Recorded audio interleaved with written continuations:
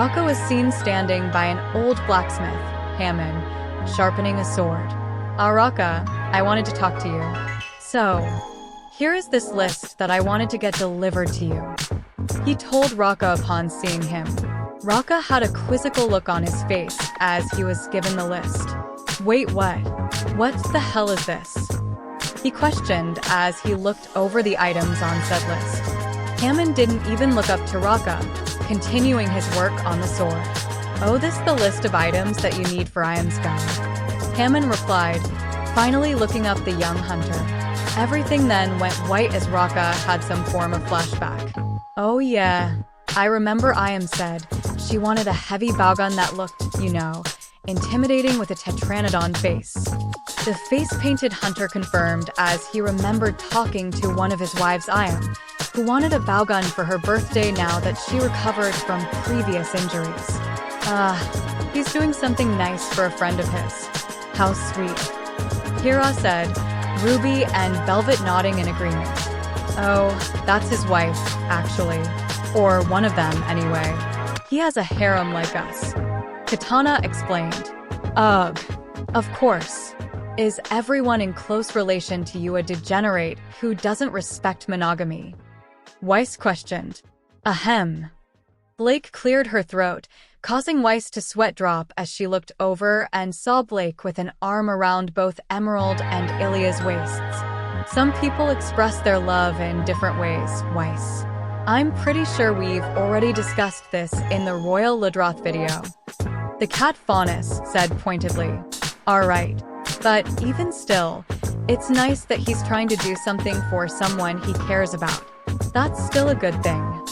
Velvet said, slightly awkwardly from Blake's display. Hammond the blacksmith nods and chuffed at this. Yeah, she also told me that as well. Also, we need some supplies for the holidays coming up for here and for Astra as well. So, we're going to have to ask you to head over to the Frosted Islands.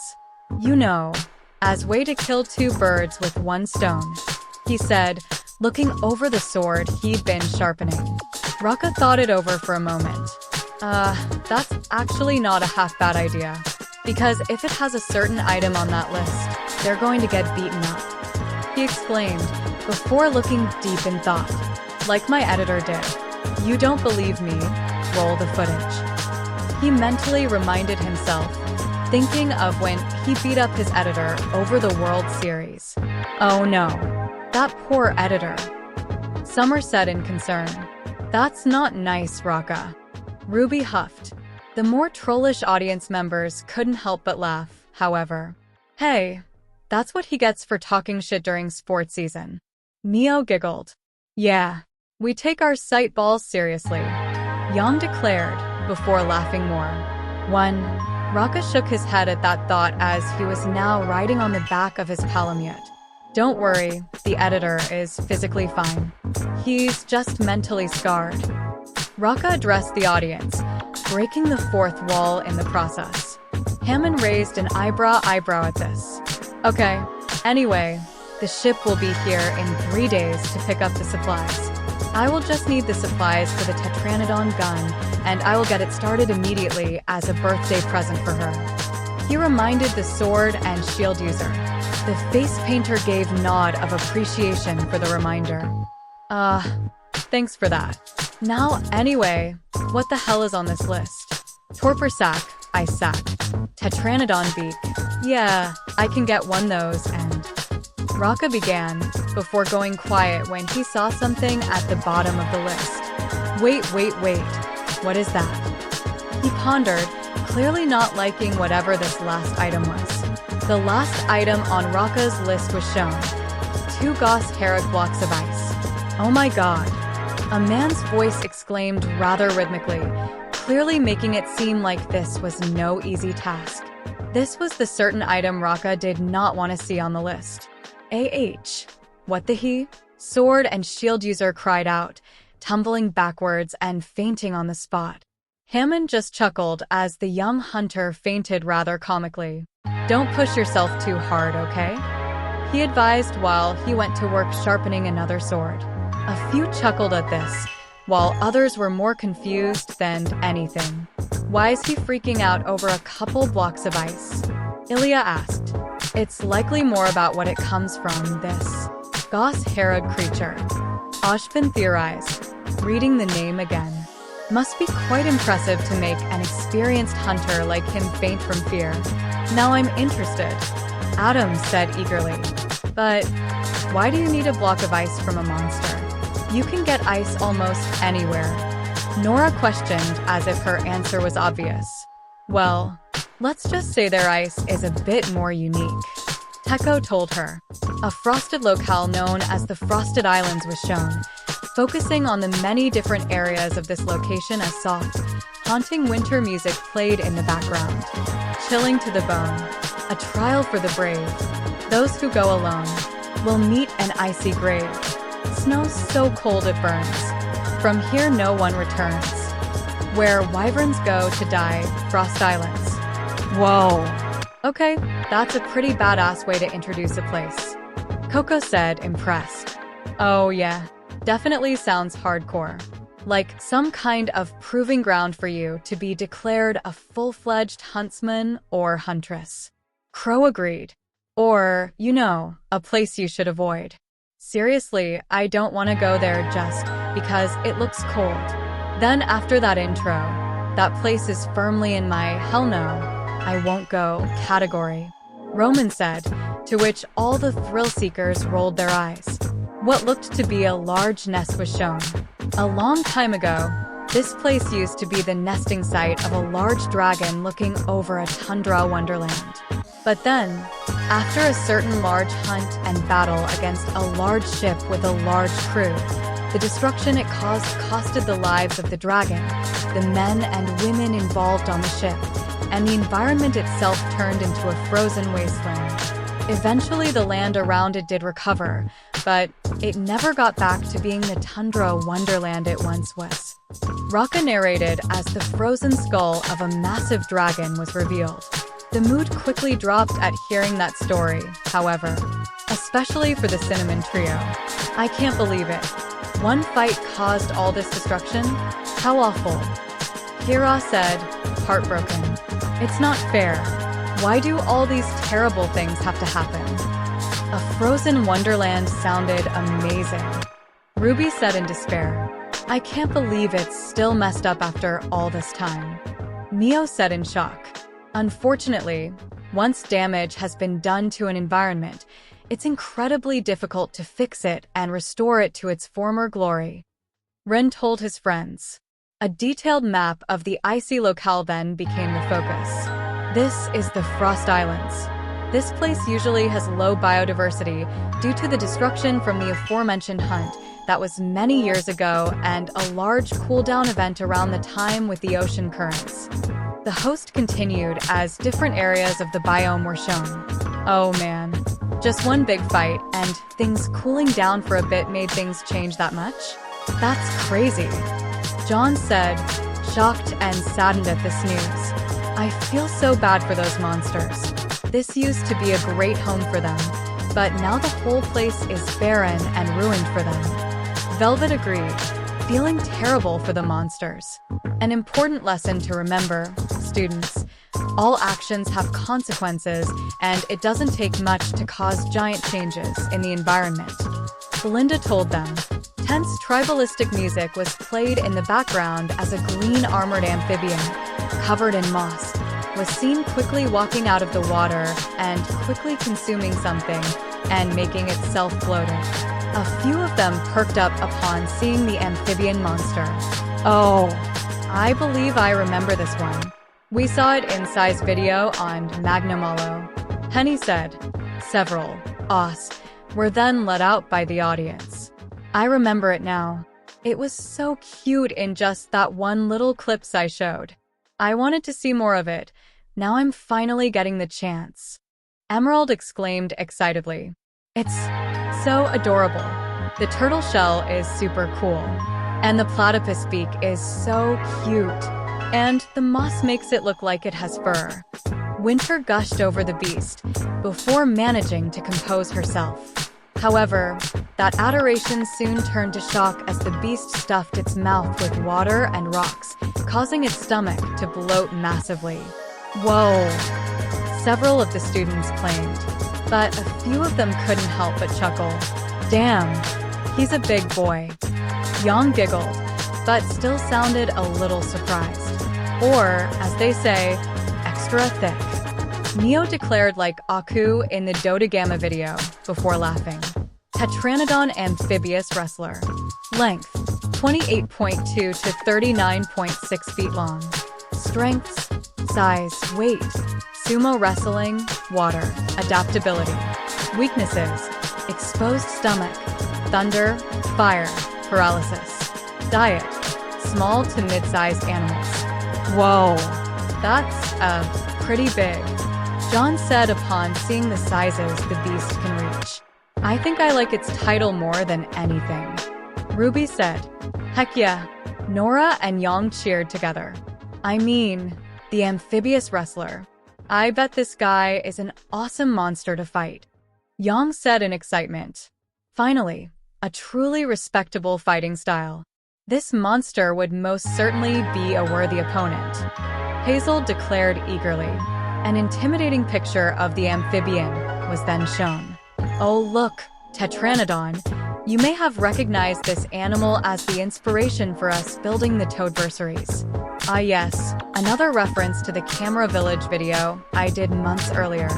But there's a good reason why. Raka narrated as a crude machine in the image of Tetranodon was revealed. Many were intrigued at seeing the machine resembling the monster. Ooh, what's that? Nora asked curiously. It's called the Toadversary. It's a super versatile training dummy. It tanks anything you can throw at it while striking back at you with all kinds of attacks, from physical all the way to dragon element. Razara explained. Interesting. Perhaps we should start designing robots that look and fight like the Grimm to help students train against them before actually going out into the field. Ironwood pondered the idea. Multiple traditional artworks and images of weird amphibious humanoid-like creatures could be seen. These guys are likely the inspiration of the Kappa folklore. The Kappa is basically a semi-aquatic animal found in Japan. There are a lot of stories about them being benevolent to malevolent, calm, quiet, or even frightening at times. This gives the inspiration to Tetranodon, one of the most adaptable animals where I live. They are fairly common, as well as these are found basically everywhere, only except for dry desert areas.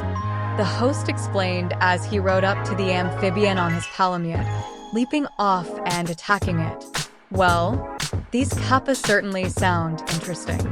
Cinder said, both curious and unnerved by the creature.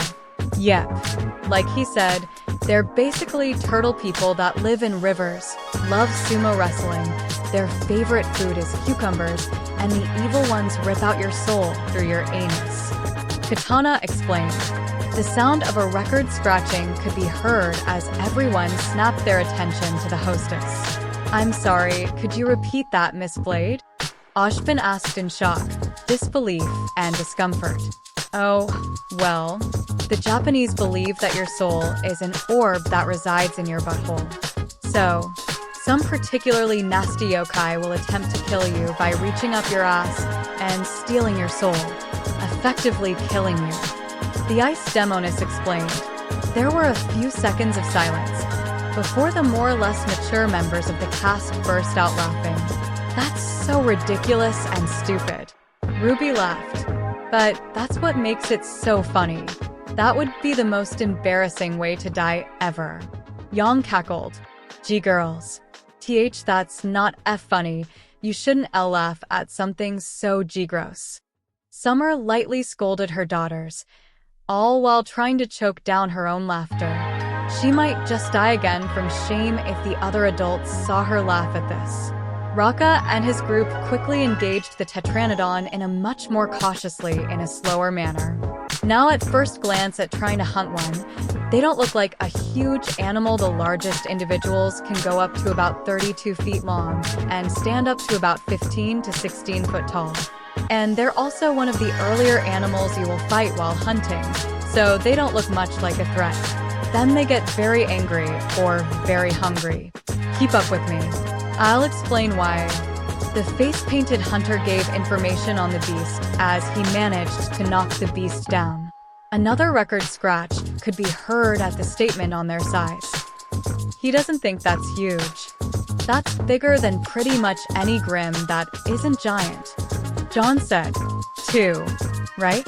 That's even pretty large by some monster standards. Ilya said, thinking back to a number of monsters that had to be smaller than that. So, they're more of a threat when they're hungry or angry. Are we sure this isn't just Nora? Coco asked with a small smirk, ignoring Nora's hey. An adorable green slug-like animal was then shown. So, Tetranodon's favorite food are these animals called cucumbers. So, how they hunt them is when they wait in the water their bills will. I believe they have electrical sensors on those bills. So, they can detect all the movements going on in and out of the water, mostly around the ground area. Then, in a quick burst of speed, they will not only scoop up the cucumbers with their bill, but they'll also scoop up tough dirt and stones called gastroliths. Raka explained as, indeed, the creature charged forward, filling its mouth with water, dirt, and rocks, before swallowing it all, making its stomach greatly expand. The reactions upon seeing the cucumbers were a bit mixed. Those things look like slugs. Disgusting. Weiss cried out, pressing herself back into the couch as much as possible. Cucumbers, huh? That sounds a little close to cucumbers. And they look exactly like them, too. Emerald said, a little spooked by the coincidence. Blake smirked a bit at this. What? Are you afraid it's going to try to reach up back there and take your soul? Blake asked, giving Emerald but a pinch when she said, back there. I find it quite fascinating they detect electrical signatures with their bills. Platypi are actually known to do the same thing. Perhaps they share a common ancestry. Penny said, considering how weird platypi are already and these creatures being quite strange themselves, I wouldn't doubt it. Ren agreed. The screen then went black as the definition of gastroliths was explained. Gastroliths, also called a stomach stone or gizzard stone. This is a rock held inside a gastrointestinal tract. Gastroliths in some species are retained in the muscular gizzard and used to grind food in animals lacking suitable grinding teeth. They can be found in plesiosaurs, sauropods, birds, toothed whales, and many other animals. Man, it's still strange to hear there's actually animals that eat rocks. Roman said, it said it right in the description, man. Gotta grind up their food somehow. Crow told him, agreed.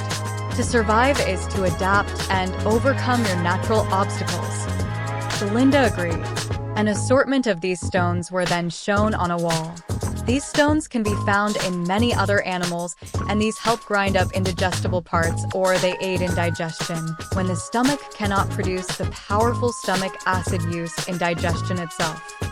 The host narrated as he played the same Tetranodon video slower, showing it consuming cucumbers and gastroliths. Again, many coos filled the audience once the beast inflated its stomach. Ah, look at how pudgy he just got. RWBY cooed. I know, right? It's the second most adorable thing I've ever seen. Right behind Dodo Gamma. Kira agreed happily. It even kind of reminds me of Dodo, swelling its stomach like that, Velvet gushed. The beast then leapt into the air, attempting to slam down on its enemies. Also, not only does its eyesight help it see through dark or murky water, but it also sees on land very well when it's wading in the water to snap up any unsuspecting animals that try to go for a drink. Or sometimes, it will venture out of the water to sometimes go after smaller land animals, fanged beasts like Arzuros or Lagombi, and at times humans. Yeah, this is one of the main reasons why we have to either hunt the Tetranodon or capture them and relocate them to different areas. Raka warned as he showed the pictures of a Tetranodon trying to consume Arzuros, and even an unfortunate hunter. Now it reminds me a lot less of Dodo. Velvet said with a shiver, she and several others deeply unsettled at the thought of being eaten alive. Poor Zeros. Poor Lagombai.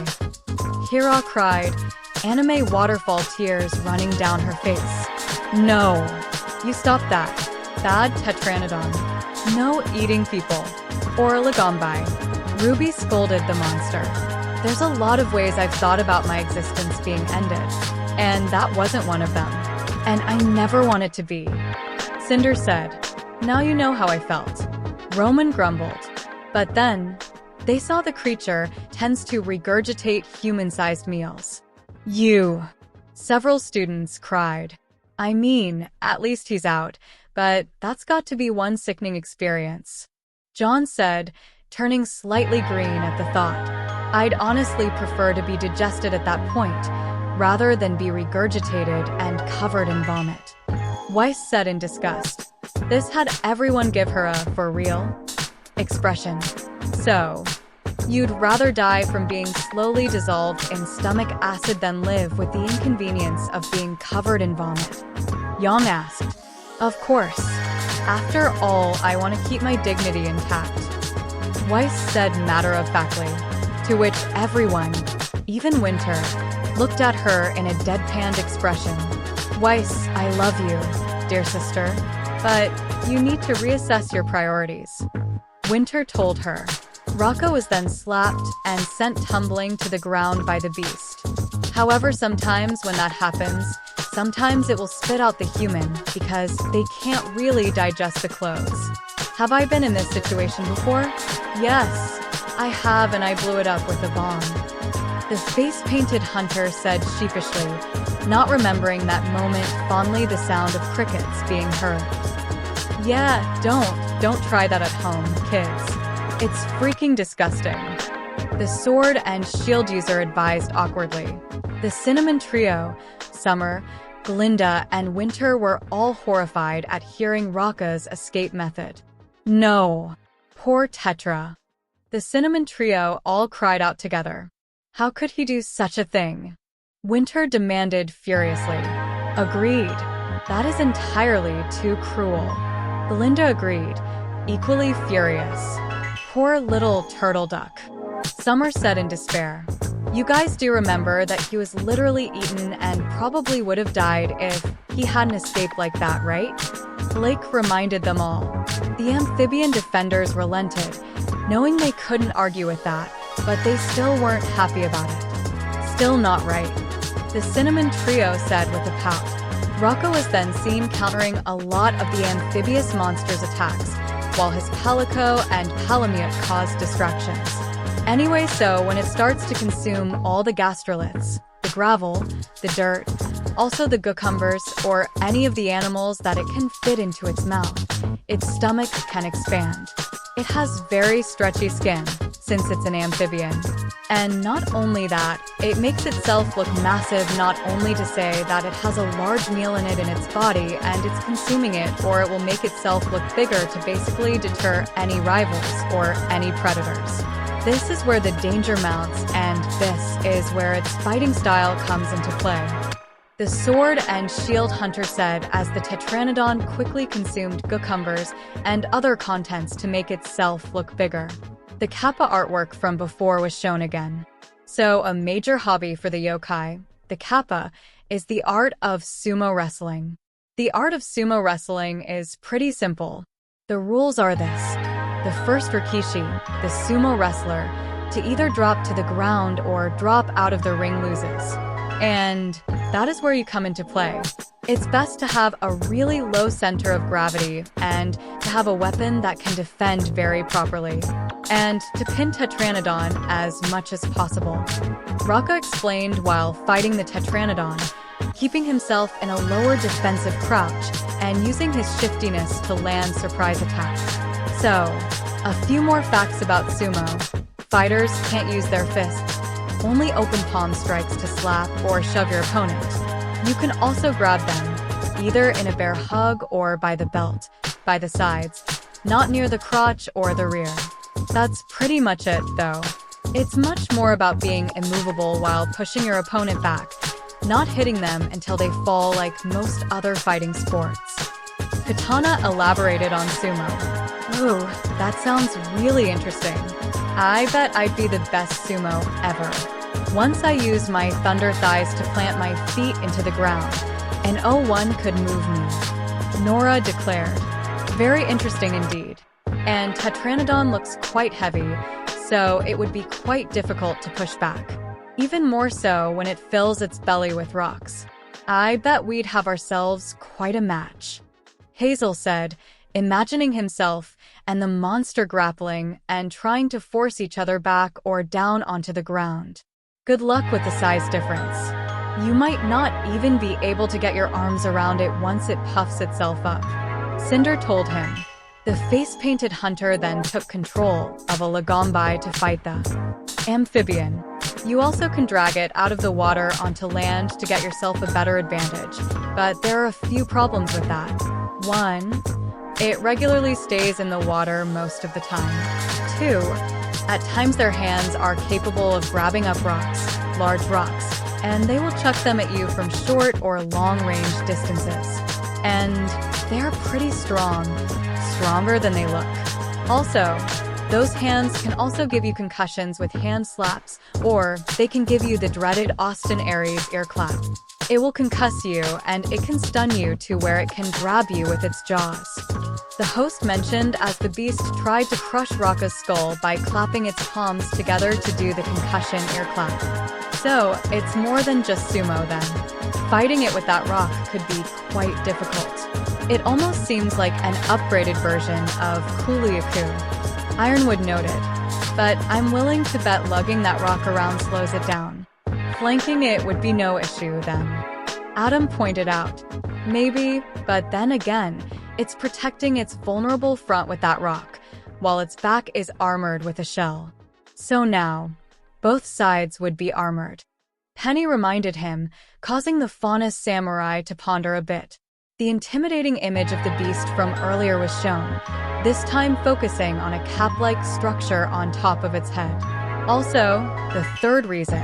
Do you see the circular area on the top of their head? That is the shell and cranial cap that protects an organ that secretes a substance that basically keeps its skin moist. This is analogous to the giant monkey frog that does have an organ that secretes a lotion-like substance to protect itself from the sun. The sword and shield user explained, showing a clip of a giant monkey frog rubbing itself with the lotion-like substance along its body as it started to move about through the forest. Several cooed at the image of the frog, but there was one cry of disgust. Ugh, such a disgusting, slimy little vermin. We'd be better off if creepy little things like those didn't exist. Weiss gagged. Oh, quit being such a prude, Ice Princess. That thing's adorable. Emerald told her.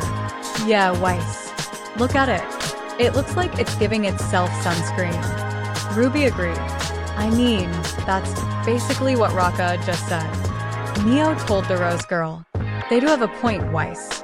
You should stop being so harsh towards creatures that don't fit your standards of beauty or cuteness.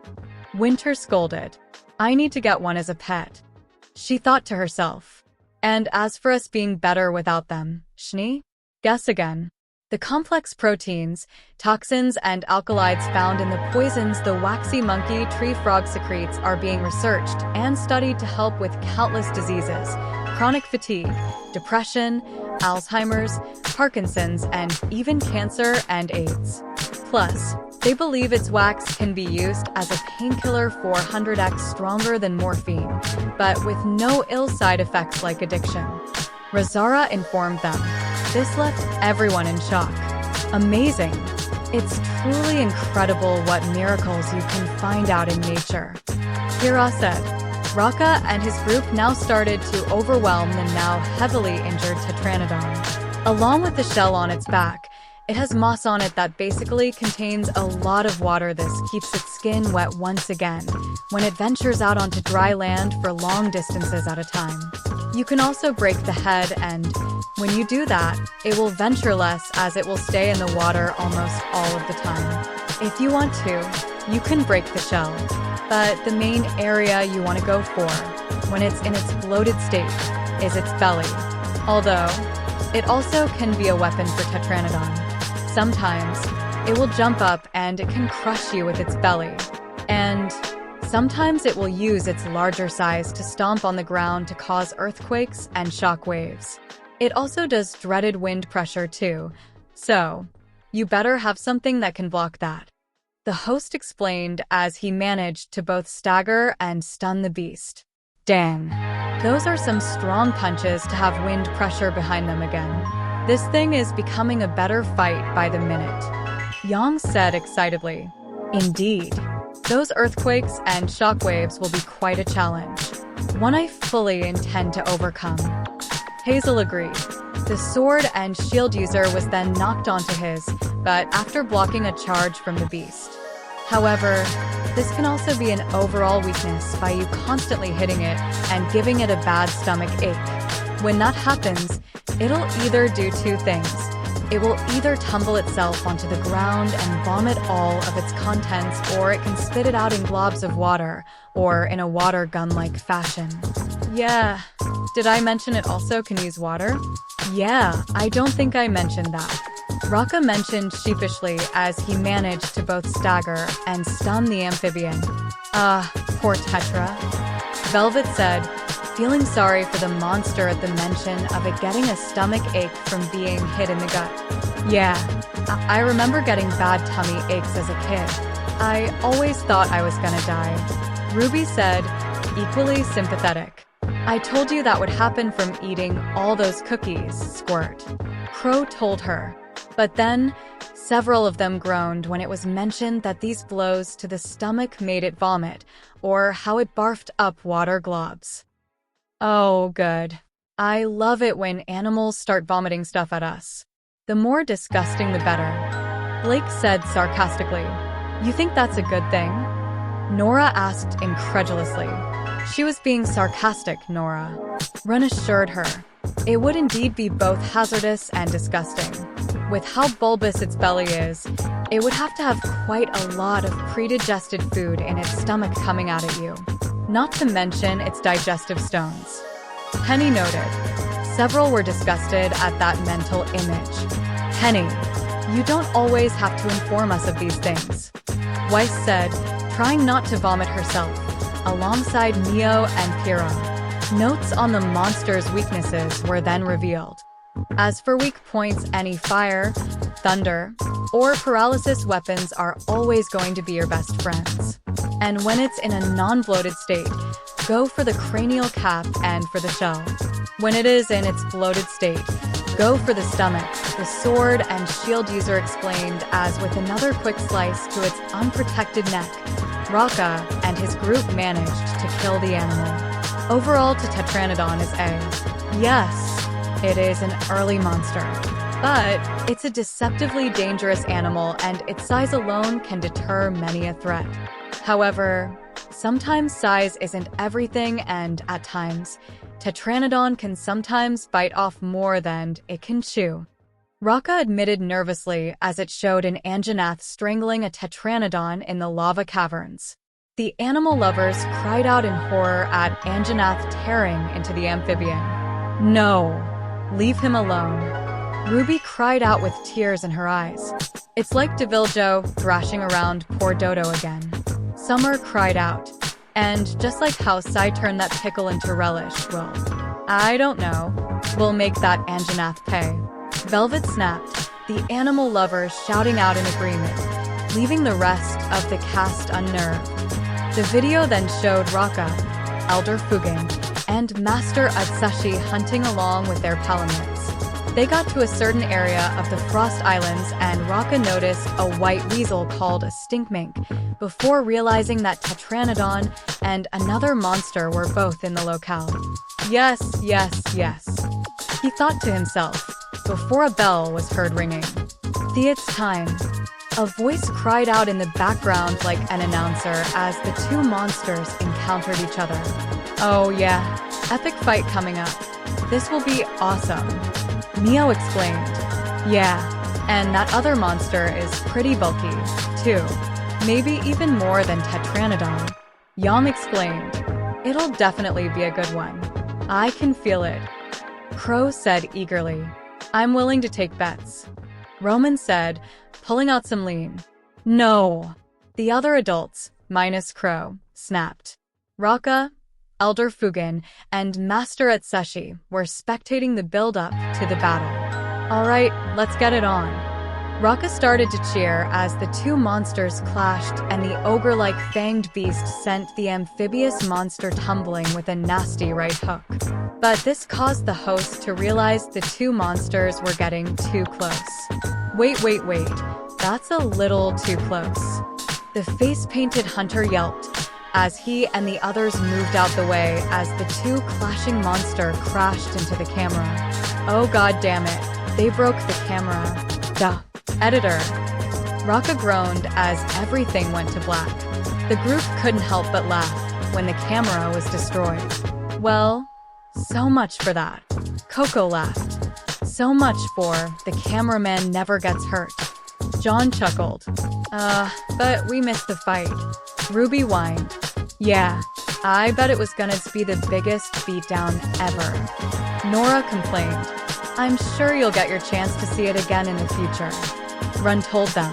After transitioning to a hilarious, technical difficulties sign with equally hilarious music, the tanky armor of the Tetranodon was shown. Okay, we're back.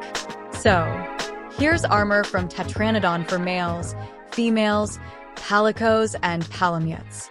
I absolutely love the tankiness of the armor, showing off some of the sumo traits of it. I also love the moss/algae covering the armor for camouflage, and I wish we can also use the armor for underwater exploration. The host spoke in awe of the armor as the variants for the female armor were shown, along with the armor for both palico and palamute. Ooh, I'm loving that shade of green. Emerald said in awe. It would be so cool to see a scuba diving version of that armor. Ruby exclaimed. Not usually one for armor, but I might just wear this. Hazel admitted. A group of Antica were seen running away from the same ogre-like creature that was seen earlier. Then, the creature exhaled frosty air onto its right arm to create an icy blade-like weapon. Meanwhile, the antelopes slowly backed away as they saw the large animal drag its blade along the ground, trying to find the herd. As they slowly walked back, one of them stepped on a tree branch, making a snapping sound. They realized this and attempted to flee, but it was too late as the animal jumped behind them and slowly raised its icy hand blade high in the air to slash them. A few of them felt a shiver up their spine from this intro. Whoa, that thing looked like a total beast. Yang said, immediately intrigued. It's certainly sounding fierce. So I'm curious to see just how fierce. Adam declared. Then, they found themselves quite shocked with its choice of weaponry. It uses ice, and it can shape it into weapons. Weiss said in awe. Fascinating. I wonder just how many weapons it can shape its ice into, and how effective it is at using them. Winter wondered. Goss Hera Glim Reaper. Length, 21.1 to 29.7 feet long. Height, 19.3 feet tall. Strengths, size, dexterity, ice, weapon manipulation, sadistic cunning. Weaknesses, fire, disarming tactics. Diet, small to large animals. The reactions on the beast's title were rather mixed. Lim Reaper. I really don't like the sound of it, and that picture of its face doesn't help. Velvet said, clinging to Coco, her prey instincts telling her to run. What are you talking about? That's a badass name. Ooh. I wonder if it cuts legs off instead of breaking them. Nora said excitedly. I'm guessing it means it uses its limbs to reap its prey, Nora. Not that it specifically targets limbs. Glinda told the hammer wielder, a bit unnerved, both by the beast itself and her adoptive daughter's reaction to it. Different pictures, museum displays, festivals, and artwork depicted two terrifying demon-like creatures. In the original stories, some say that they are considered divine gods. Nowadays, Others may say that they are representation of oni or demon-like creatures. Some say they might represent good luck for a New Year's harvest. And for others, the consequences of laziness and bad behavior. These are the knowledge, the inspiration for one of the most terrifying farm beasts where I live. This is Gos Harag, an animal built for the frosty conditions, at times can even take the role of apex predator, and can hunt a range of smaller to even larger animals, like Somnicanth and Tetranodon. Great Baggy introduced me to some of the dangers of being in this frosted wonderland. Gos Harag, well, let's just say this animal makes me look over my shoulder a few times. Raka narrated, shuddering gravely at the end as he brought out a much better sword and shield made from Teostra parts. Yikes. This thing must mean business if it has a veteran hunter like Scared. John said, starting to feel a bit concerned. Those yokai are cool though. It's nice that they bring luck on the harvest. Kira admitted with a smile. Neo then giggled at the second belief of the creatures. Consequences for bad behavior, huh? Oh, then you might be in trouble, Roman. She laughed. Oh, says the little psycho who looks for an excuse to stab someone. Roman countered with a huff. Yes, but at least she's proactive. Emerald and Mercury had to pick up on the slack of jobs you were supposed to do. Cinder reminded him. Well, don't forget, Cinder. If they punish bad behavior, you're lumped into that group. 2. Summer teased her future daughter-in-law. Raka engaged the beast in combat, noticeably more methodical than normal as the beast went on the offensive. I'll tell you this. If you have the guts to at least try to hunt a Gos Harag, recommend head over to some of the more mountainous areas of the Frost Islands. They'll usually make dens or live in caves in those areas. If you're camping out there or if you're doing excavation sites, I'd recommend avoid those places immediately. Because unlike the Tetranodon, who will basically misunderstand us as food and usually spit us out, Gos Harag will not. Anything it can get its hands on and anything that's moving will be food. The host warned grimly as the beast violently lashed out at them. No matter where they attacked, the fanged beast either tauntingly shifted away or made arching swings with its clawed hands. If you are engaged with Gos Harag, there's one thing that you're going to immediately recognize. There is no safe area from this animal. Over it, under it, or behind it, there is nothing safe for you to get basically ragdolled by this animal. And if you try to even think about, oh, maybe I should go for its stomach, you're just asking to get mauled. Its stomach is legitimately armored, and at times when I've hit it, it's literally as hard as freaking stone. I'd recommend not hit the stomach area, unless you want your weapon to break. Surprisingly, its only weak spots are some of the most dangerous areas of the animal's body: the head, the arms, and the dreaded back. The face-painted hunter groaned, showing notes of its vulnerable areas to attack before everything went black. Many in the cast were soon becoming unnerved at the host's warnings about the beast. Okay, this thing is starting to really creep me out, and we barely know anything about it. Ilya said fearfully. Yeah, don't really feel too great after hearing it eats anything that moves. Blake agreed, equally unnerved. The lack of safe areas is also quite concerning. One of our main strategies is evading the attacks of the Grim and striking their open areas when it's safe to do so. So, if it has no such openings or areas where it's safe to be around it, that complicates things greatly, Ashbin said in slight concern. And the only places that are open are the most dangerous. It sounds impossible for any close-range fighter to hunt this thing. Ironwood agreed, equally troubled. That just makes it more awesome. Coco declared in excitement, Yang and Nora both cheering in agreement. Taking some risks every so often is how you make life worth living, Jimmy. Crow declared with a laugh. Exactly. If there's no risk, there's no challenge. And if there's no challenge, is it even worth it? Adam questioned. Indeed.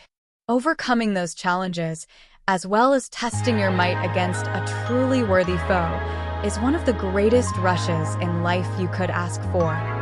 Hazel agreed eagerly. It was revealed what the block of ice looked like before an angry person was seen slamming a desk was shown on the side. Dear God, I want that freaking block of ice so bad. Why? Raka snapped as he raged like the man slamming his desk before everything went black again. Again, what is it about this guy's ice specifically that they need blocks of it for materials? RWBY asked. Well, it must have some special properties. Perhaps something about the monster makes it stronger than normal ice. Weiss theorized. The notes on the creature's physiology and weaknesses were shown again. As for element and ailment weaknesses, whether you're a short-range combatant or a long-range combatant, if you have fire or blast on you, take it and run with it. Do not let up on this animal, especially if you're a long-range user. This guy is sneakily dangerous when it comes to those long-range attacks. You'll understand what I mean. He explained as he revealed the creature's status vulnerabilities. Yeah, that figures. If it's built for the cold, that usually means it's not built for the heat. And explosions are just good at dealing with ice to break it apart easy. Emerald said with a nod of understanding. Explosions are just good for everything. Nora declared. Good thing fire dust is pretty standard issue amongst your soldiers and huntsmen in Atlas, Jimmy. Because my guess, that's where this thing is going. Crow said, leaving the Atlesians slightly concerned by that possibility. But is anyone else have a bad feeling about him bringing up long-range attacks like that? Ren asked, causing a feeling of dread to set over them. He was now seen engaging with the beast once again. So, this animal has two phases when it comes to its combat. Its normal blue is very calm, yet a lot more strategic and poised with its attacks. But when it changes to its red color, either by pain or by frustration, this is where the danger amps up to 11. It backs up and yes, as an ice monster, it shoots a freaking ice spray. Whoop-dee-duh. Raka snapped as the now enraged Goss Herod backed and shot a sweeping ice fast that caught Raka off guard. And that sense of dread only escalated when they saw its skin turn red. It got worse. Why does it always get worse? Velvet cried out. Yeah, its blue skin was really cool. But now the red skin is really scary. RWBY said, bundling up in her hood. And the steam makes me feel like I'll get burned if I even get close. Neo agreed fearfully. Oh, come on, Neo. I think that makes it look more badass. Yang encouraged her girlfriend. Yeah, sometimes you gotta face a beast to unleash your inner beast. Nora declared, letting out a roar that almost sounded like a tiger. The creature now had an ice blade on its right hand and ice club on its left, as if IT was using sword and shield. But this is where it gets really nasty. Do you see what's on his hands right now? Yes, it literally modified its hands into literal gladiator weapons. So, its biggest weapon is, at times it will breathe in a lot of frozen air as it'll mix it in with saliva and the rest of its bodily fluids. It'll then breathe it on its arms where it'll start out at first as a club sometimes, or when it really has to go in for the kill, it will either have a single blade or double blade with its arms. And yes, those things will cut. At one point, they actually broke through my shield one time. Those things are very powerful to deal with. Unfortunately, at the same time, the red areas of its body are where it's at its most susceptible. So, it's a damned if you do, damned if you don't situation. The host warned as he evaded and dodged the beast's attacks until it ran off to a new area. Learning about its ice was quite fascinating for some, and quite disgusting for others. Well, there you have it, Weiss. That's why the ice has its special properties. Winter said, slightly sickly. Suddenly, I'm a lot less interested. Weiss said in disgust. I would not be so quick to judge, Weiss. While I understand your reservations, I find its ice is still rather impressive. For such a thick slab of ice to still be able to cut is quite impressive, and the durability of the ice to not shatter from the strength with which Goss Herog hits its opponents with is impressive in and of itself. Penny told the heiress. It likely has to do with Goss Herog's own strength. If it was able to break Rocca's shield, it must have an incredible amount of power behind its swings. Hira said in concern, fearing the idea of her own shield breaking and allowing monsters or Grimm to get at her directly. Later, Rocca was able to finally get an opening and break the animal's face. If there's any solace I can give you, is that basically its attacks are very easy to telegraph. Just don't get hit by them. The more you attack those weaponized areas, or the more it actually uses them, it actually wears down the weapons, which is a good thing and a bad thing. The bad thing is sometimes it will launch fragments of icicles at you, or hell, it'll even throw its entire ice blade at you if it wears off completely. The sword and shield user explained as the beast continued to lash out with punches, claw swipes, charges, and even jumping to come crashing down on its opponent. Well, that's lucky that its moves are so telegraphed. Most of us can probably avoid it easy in that case. Summer sighed in relief. Indeed. And ice is still ice. Even if it is stronger than usual, it will still break eventually. Glinda said, equally relieved. Maybe, but its fast-falling ice shards or whole blades of ice could be a problem. Roman noted, but like they said, we should still be able to dodge it easy. Or I'd just melt it in a second. Cinder said confidently. Goss Herog kept slamming its fist into ground to cause multiple trails of rock towards the hunter and his crew. So, when its skin coloration changes to a red color, not only does it show it getting really enraged, but it also helps it control its ice powers, whether to melt its ice blades or to use ice clubs. Due to this, it needs a lot of meat. It has a very high metabolism, so that's why you will usually see it attacking a lot of larger animals if it cannot satiate its hunger with Popo or Antica antelope. And don't worry, even if it doesn't have its ice blade or ice clubs, the keratinous arms and claws are very capable of dishing out enough punishment. They can even cause shock waves or even dig up rocks that it can throw at animals or unlucky hunters. To protect its claws from wear and tear, even though they are already powerful and dangerous in of themselves, it'll actually walk on its knuckles, kind of like a gorilla or the extinct calicotheres, which are relatives of horses. Rocco informed showing of a picture of the extinct Calicotherium, a horse-headed gorilla-like creature. That's what horses started out as. They look like gorillas. Ruby exclaimed in shock. They even have claws. How do they go from that to horses with hooves? Weiss asked. Honestly, evolution's just crazy sometimes. Like the platypus Red loves so much. Emerald told them. The fight continued, the Goss Herog now enraged as it attacked the party. Due to this and their high metabolism, they will walk a lot of distance to search for food.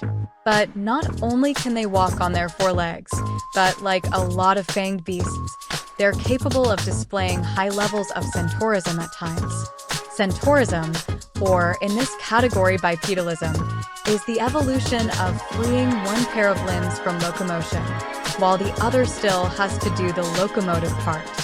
The face-painted hunter explained centaurism and bipedalism as he showed the skeleton of an ape walking on all fours and a human walking on two legs. Centaurism is the adaptation of limbs previously used for locomotion for a non-locomotive function, typically frontal limbs. Bipedalism, which is centaurism in a way, is a form of terrestrial locomotion where a tetrapod moves by means of its two rear limbs or legs. An animal or machine that usually moves in a bipedal manner is known as a biped, meaning 2 feet. Types of bipedal movement include walking or running and hopping. A picture of birds in flight was then shown. This can delve into a few different paths. Some will reinvest their freed limbs into different types of locomotion, like birds do for flying. Others will sometimes use it to grab or manipulate objects, like as humans do. Or in the case of the Abelisaurus, sometimes the limbs will evolve into no longer being useful at all. The host elaborated as he showed the images a human holding an apple about manipulating objects and an African Abelisaurus arm on the topic of limbs being useless and vestigial. Wow. I know things work and move in all different ways, but when they explain it all scientific like that, it's crazy just how many different ways there are that animals move in. John said, surprised. Yeah. Do we really need to come up with all these different names for it though? Why not just, that one walks on 2 legs, that one walks on 4 legs, and that one can walk both ways? Why make it so complicated? Nora questioned in annoyance. It's actually more of the opposite, Miss Valkyrie. It's much easier to describe things with these terms. For instance, when one walks on 2 legs, it's much easier to say, bipedal, than they walk on 2 legs. Ashvin told her. Agreed. There's so many diverse creatures out there that things would be impossible to describe or explain without proper words for them. But it's that diversity that makes the world so wondrous to live in. Winter said. Going back to the fight, Raka and his group slowly started to finally get the upper hand over the fanged beast. So, how do you deal with Goss Harag? Well, it comes down to your weapon and how you fight it. Hit and run is a good option, but keep in mind it can chase you a lot. It has a lot of stamina as it does not get tired, so it is a risk. Also, I recommend don't use flash pods because it lashes a lot more. And it actually gets it enraged faster. So flash pods a no-go. The sword and shield user warned as it sent shards of ice at them while lashing out with its club and blade. Hit and run tactics, huh? That actually works quite well for us. Most of our fighting styles revolve around these tactics. Run noted. Yeah, but not all of us. John huffed. Plus, it never getting tired sounds like a real pain. And we definitely don't want it getting angrier with flash bombs. He added in concern. But you can still dodge it. Then it's wide open for you to slash away at it or bash it with your shield. Crow told him. Yeah. Or, if you angle it right, you can deflect the attack so they slide off your shield. Then you have plenty of time to land a solid stab on it. Your sword's not just for slashing, you know. Ironwood offered as well. 3. Raka and his group chased down the icy fanged beast. Having ice-resistant armor or having very tanky and tough armor, good example would be Tetranodon armor, is a really good start. Frost-resistant armor jewels are also good to be used in this situation. I put an emphasis on the ice-resistant armor because not only does Ice Blight tank your stamina, but it actually also compromises your wire bugs from regenerating. Having an extra wire bug is also really good in this situation here. Having traps or decoys to distract the monster's aggression are also really good to have. If you have sleep meat, even better. And if you place it on the trap, the animal will sometimes inexplicably consume it, and it can actually calm the animal down from its rage state. Absolute recommend. I actually did this before, and I actually got out of a situation where a Goss Harag nearly killed me. Rocco advised as he repeatedly evaded the beast's wild charges. Those wire bugs are pretty interesting. It almost reminds me of how I use Gamble's Shroud. Blake noted, except they don't need a place to anchor to first. That's quite useful. Weiss said, those are some strong little bugs. Also very cute. Pirakud. But beyond that, it was quite clever of them to figure out how to counter Goss Harag's aggression with the drugged meat. But I admit, I'm also confused why it would eat when it's stuck in a trap. She admitted. Stress eating. Penny offered uncertainly. Adam scoffed at this. A bunch of cheap tricks for those who aren't brave or quick enough to figure a way around the beast's attacks. He said, or face whatever it's throwing at you head on. Hazel added, everyone has their own methods, my friends. As long as you succeed, none of them are wrong. Ashbin told them. With the analysis finally over, the group smiled and looked back on what they learned. Well, I'm definitely a fan. If we get this thing, I might make a few trips to Atlas every so often to fight one. Yang said, yeah, it was a little scary, but I still like it. I love how it makes ice weapons. RWBY said excitedly, I thought we had seen everything from Monsters by now, but I'm glad to say I was wrong. Blake agreed, but then many were caught off guard by the sudden clip of the hunter being dazed and defeated by the beast. Oh, come on. Did we really need the jump scare? Ilya complained. Think of it as a lesson, kid. Always be prepared for anything. Crow chuckled. Well, thoughts? Razara asked. I love Tetranodon. Everything about it. RWBY exclaimed before pausing a moment. Except for it eating people. She admitted before shaking her head. It's as adorable as Dodo. And I love that it's a platypus. I'm totally getting one back on Remnant. I'm even gonna give it a little pond to live in back in Patch. She declared. Summer sighed and rubbed her temples at this. RWBY, I love your enthusiasm, dear, she began, but it was clear she really struggled when saying love. But aren't you going a little far with wanting all these monsters as pets? It's gonna cost quite a bit to feed them all, you know. She reminded her daughter. So, I'll just do lots of missions and get lots of money. Plus, if I ever need it, I can ask for a loan from my bestie. She said, hugging Weiss. You absolutely cannot. Weiss snapped. I think we're getting off topic. Tetranodon. Katana reminded them. They're pretty cool. And, despite some of the gross stuff they do, they're pretty funny and interesting to see in action. John said, yeah, they are. They almost kind of fight like Nora and I, which means they'd be super fun to fight. Yang agreed excitedly. What she said, I bet I could even wrestle one and get it in a chokehold with Magnhild. Who says I can't? Nora declared. I am aware Raka Saripa said they were capable of, but he still made them out to be rather low on the food chain or threat level compared to other monsters. So, it may be safe enough for you to fight them without weapons.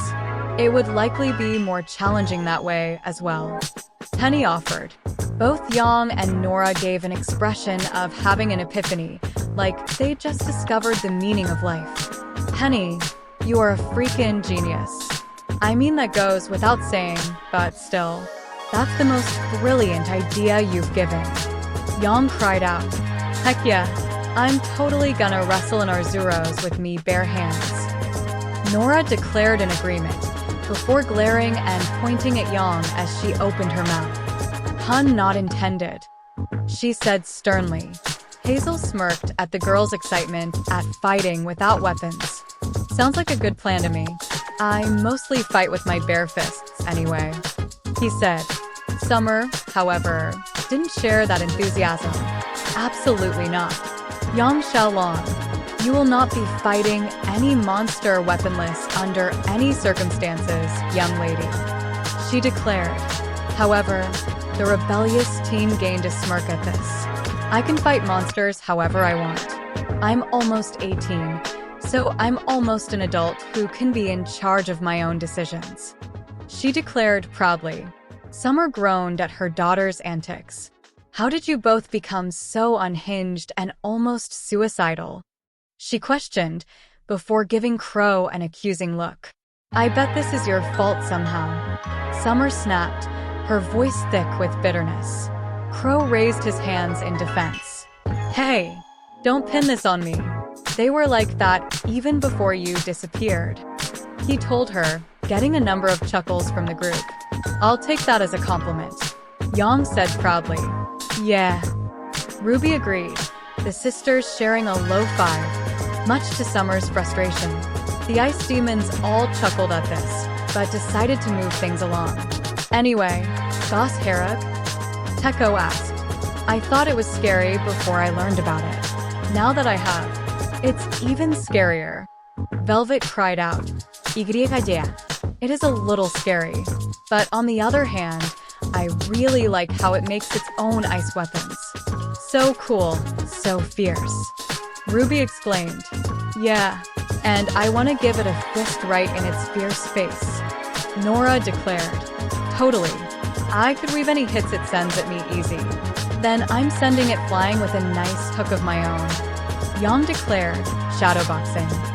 She and Nora then looked like they were in thought for a moment, before popping up right in front of Katana with their hands clasped pleadingly. So, Katana, can we get these on Remnant? Yang asked quickly. Please. Both girls pleaded. The Illuminati, minus Crow, all groaned at this. These girls will be the death of us. Ironwood said, before looking to them. Girls, that would be a terrible idea. This beast is clearly too aggressive to live on Remnant near settlements or trade routes. Katana wouldn't be foolish enough to add it to our world, right? He asked, looking to their host. However, she merely gave him a quirked eyebrow at this, as if to say, you really think that, huh? To which he looked at her in disbelief. You've got to be kidding me, he said. Oh, calm down, Jimmy. It's tough, but it's not that bad. There are plenty of other monsters way higher on the food chain and threat level that are coming to Remnant. I'm confident you can all still deal with it, Katana said, before looking to RWBY, who also had a pleading look on her face. I'm sure you can deal with Tetranodon, too, because it's also coming to Remnant. She assured her. Yes. RWBY, Yang, and Nora all shouted, jumping into the air in joy. Velvet shifted a little, looking conflicted. I still don't feel great about Goss Herrig being added, she said uncertainly, before perking up. But it will be really cool seeing Tetranodon in the wild, she said excitedly. So, what have we got next? Coco asked. Katana held her chin in thought, a small, but noticeable smirk on her face. Well, I'm not gonna give any hints for this one, or its real name, but it's also known as Yatsukadaki, she declared. Haven't we heard that before? I feel like that name came up when we saw Najarala. Ashbin asked Ironwood quietly. It sounds familiar, but I can't put my finger on it. All I know is that I'm pretty sure we won't like it, the general said, both of them getting a feeling of unease as the hostess started the next video.